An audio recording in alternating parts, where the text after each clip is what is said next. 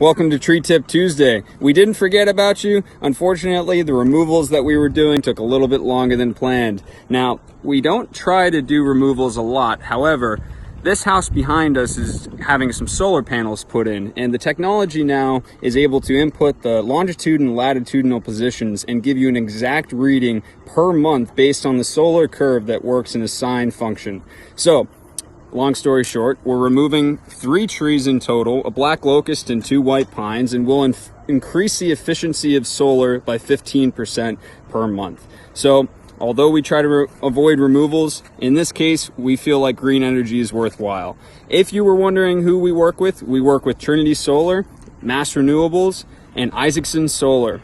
All 3 companies will finance our services through their loans and cover all of the expenses for you. So if you have more questions, you can call me at Ethical Tree Services.